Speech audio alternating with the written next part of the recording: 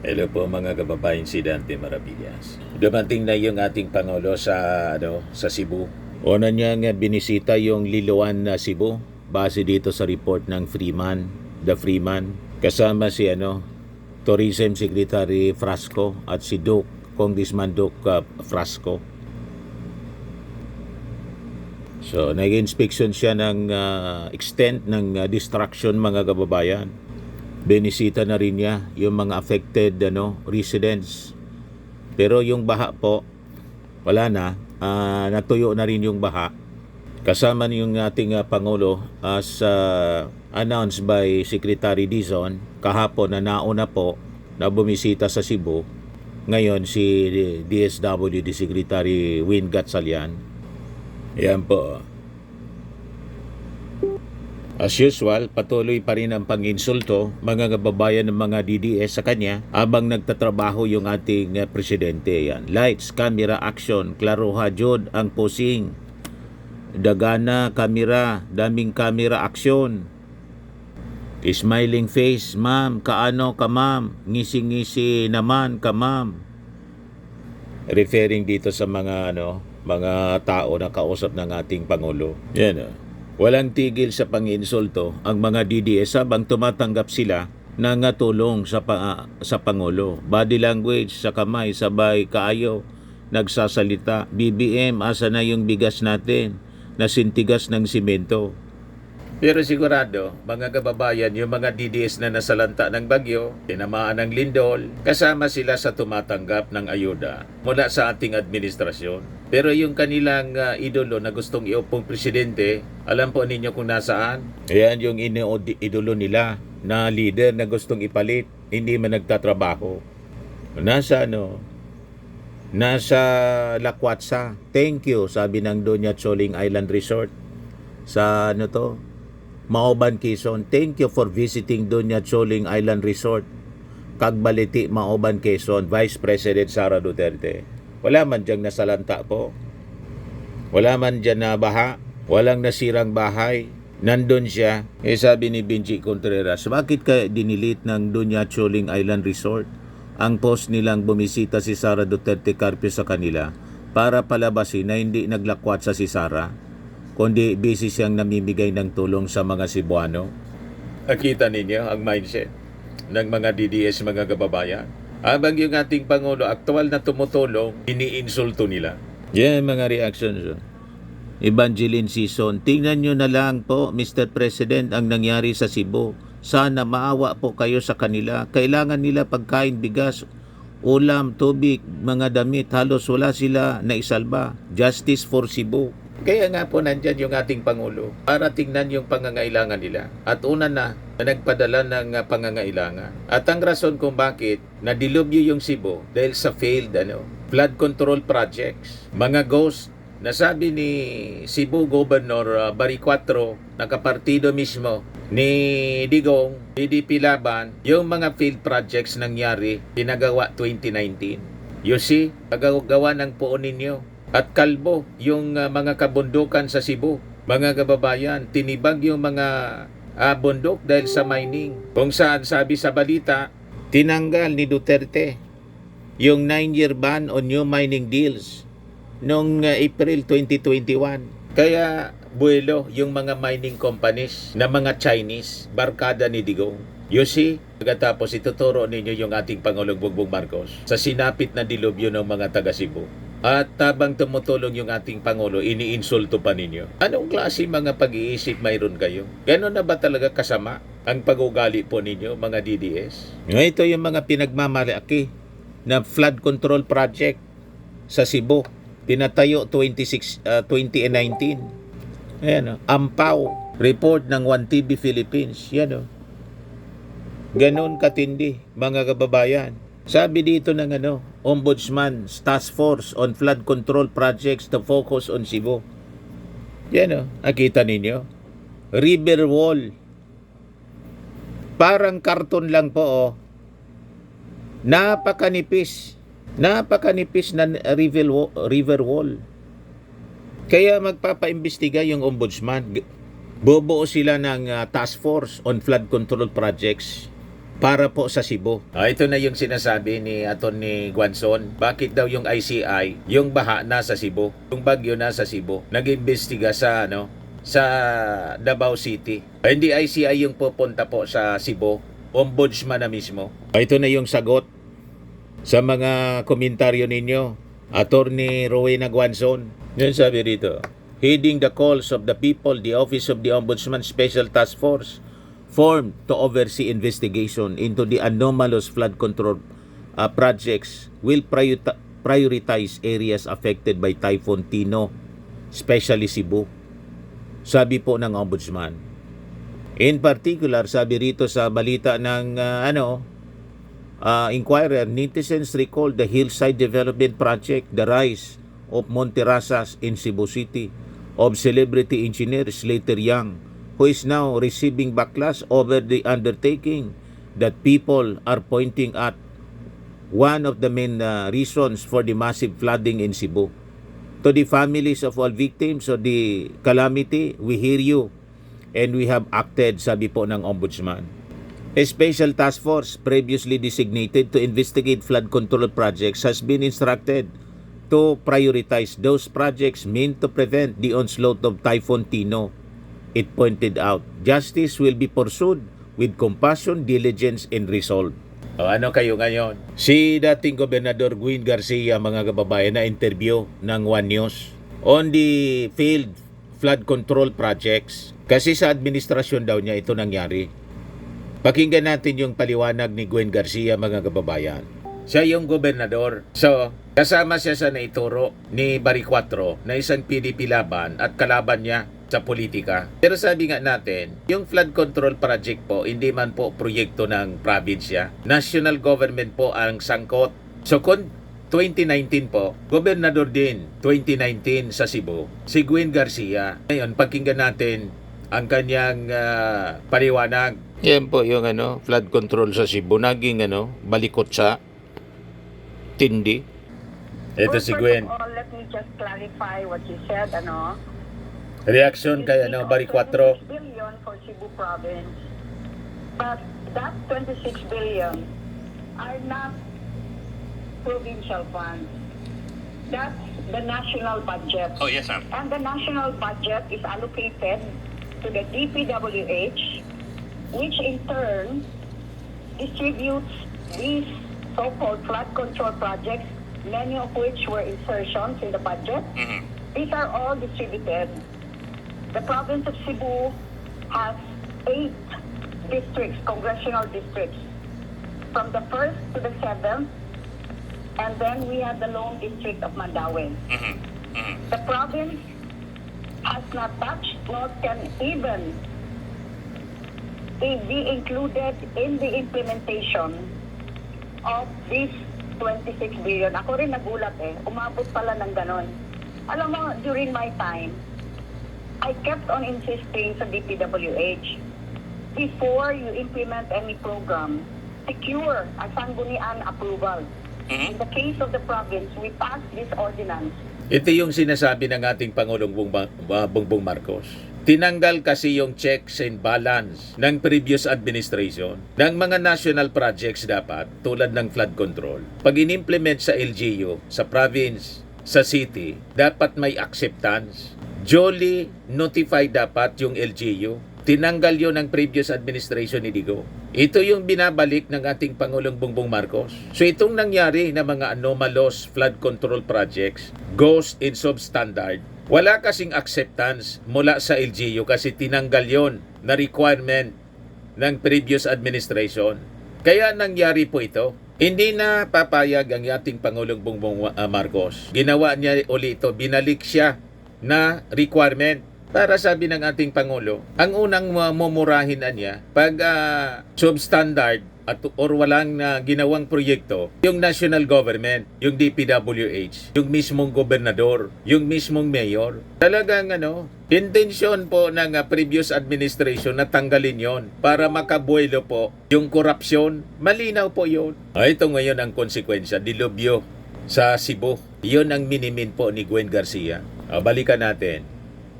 Is in accordance with Republic Act 7160, otherwise known as the Local Government Code. Section 2 in the Declaration of Principles, Section 16, which is generally known as the General Welfare Clause, and Sections 27 and 28, all specifically state, first of all, in giving local government its autonomy. And then it states about a power of a chief executive to invoke Section 16 welfare of its constituents at stake. Sections 27 and 28 are very, very clear that all national government projects and programs must first be consulted with and should include the local government in the planning stage, and first, government authorities may not implement any program or project without prior approval from the Sangguniang. Yes, ma'am. Ang nasa local government code, Sangguniang lang. And we know very well, meron tayong, sa barangay, Sangguniang barangay, meron tayong sa Sangguniang bayan, Sangguniang panglungsod. So in order to enable this particular section, the provincial board passed a provincial ordinance stating all of these related sections in the local government code, insisting that all programs and projects must first secure approval from the Sangguniang Panlalawigan or the provincial board. Yes, ma'am. We have a provincial development council meeting prior to the enactment of our budget or even the submission from the chief executive to the Sangguniang Panlalawigan of the annual budget. Yes, ma'am. And we also call on all national government, that is a requirement, no? We call all national government agencies to present their proposed projects and programs for the following year. And we approve this. But how could we even have any inkling na these are insertions na pala merong mga flood control after, it starts, that starts with the national expenditure.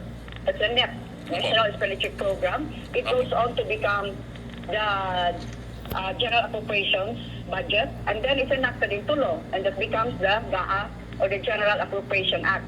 As far as kami, mga local governments, yung pinapakita lang sa amin, yung kanilang pre-propose.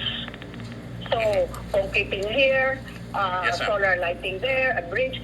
Pero itong mga flood control na to, as has been proven, in fact, Yes, these ma'am. billions, even trillions, were subsequently inserted after. Okay. So, may I just clarify, kasi yung presentation number 2 nga ang Cebu, sa karamihan ng, the huge amount, no? We're 26 billion. But it's always mentioned Cebu province. Hindi po yan dinownload sa province of Cebu. Yes, ma'am. Nasa Ma'am. DPWH yan, and then distributed kung anong districts na gusto nilang malagyan ng flood control. As I said, the province encompasses 8 congressional districts. Yes, ma'am. Ma'am, actually, O ngayon, ang tanong, kinonsulta ba ng national government yung provincial government ng Cebu? the kinds of projects to be implemented in your province, and number 2, whether or not these projects were faithfully implemented and finished. Okay. Alam mo, 3 years ago kami ang kauna-unahan, and I think up to now, that passed this ordinance insisting that national NGOs or national government agencies must first consult, plan, and then seek approval. And even in the implementation stage, in accordance with Republic Act 7160, kailangan talaga involved ang LGUs. But when this ordinance was passed, there was, shall we say, at that time, the ILG secretary noon, si Abalong, had to fly all the way to Cebu and ask to be enlightened. And I said, you were mayor before. You know how these DPWH people, they just start their projects without consultation with us. And these do not align with all our own. Walang consultation sa I kanila. know in Cebu City, hindi, by the way, sa Cebu City, sabihin ko lang to. This is what I know. But Cebu City is not under the province of Cebu. Mhm. In Cebu City, kung ilan na yan ang mga drainage na ginagawa ng DPWH, hindi natatapos. Kaya nga, when yung mga torrential rains happen, talagang bumaha. Sabi ng ating Pangulo, kailangan natin na niyang ibalik yung dating requirement. Noong panahon ng kanyang tatay, ganon yung practice. Na yung mga local government officials, dapat may formal acceptance ng mga completed projects. Para kung halimbawa may anomalya po, or ghost yung proyekto, malalaman po ng gobernador, malalaman ng mga mayors, hindi niya pipirmahan.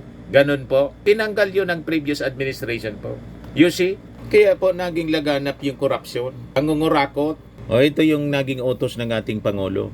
September 15, 2025, President Marcos restores rule requiring LGUs to formally accept completed national projects. Mula ito sa report ng Presidential Communications Office. Yan sabi ng ating Pangulo. I was a little surprised to find out tinanggal na yung rule na dati na kapag may project ang national government sa isang LGU, kapag tapos na yung project, kailangang i-accept noong mayor, kailangang i-accept noong gobernador, pati barangay captain, kailangang tanggapin yan. Titingnan nila, sabi ng ating Pangulo. And this is an important safeguard dahil kapag nasa LGU ka, hindi mo naman pinagkakakitaan yung project. Kaya ang maliwanag, ito'y titingnan ninyo talaga na tama na yung kalsada ay 8 inches talaga yung konkreto. Kapag may asphalt overlay, ay makapal talaga yung asphalt overlay, yung flood control, lahat yan, sabi ng ating Pangulo. Maalala ko, nung governor ako, walang pwedeng sabihin completed kung hindi accepted ng local government. Ibabalik natin yon. Tinanggal nila. In the last administration, we're putting it back because that is one of the best safeguards that we have. Sinong tumanggal? Sabi ng ating Pangulo, ng previous administration. Kaya massive yung corruption po. Grabe yung sabuatan. Asa pa kayo kung bakit tumindi yung korupsyon at ito yung konsekwensya, dilubyo sa Cebu. Tapos ituturo ninyo yung ating Pangulong Bongbong Marcos. Isabi mismo, napakalinaw yung revelasyon. Pasabog ni Bari 4, Governor Bari 4, 2019 anya nangyari. Yan ang pangyayari, mga kababayan. Kung hindi ghost, substandard. Dagdagan pa mga kababayan ang mining. Ito yung resulta. Yan ang resulta mga kababayan. Yan ang consequence. Mga kababayan. Yan ang consequence.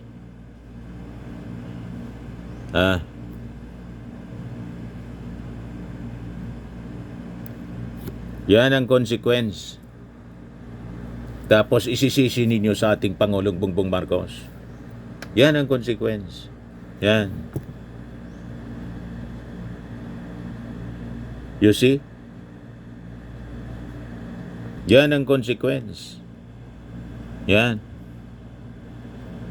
Tapos ituturo yung ating Pangulong Bongbong Marcos. Isisisi ninyo sa ating Pangulong Bongbong. Tapos yung ating Pangulo, mga kababayan, nasa pag-asikaso para tumulong, iniinsulto pa ninyo. Pinagsasalitaan pa ninyo ng mga masasama.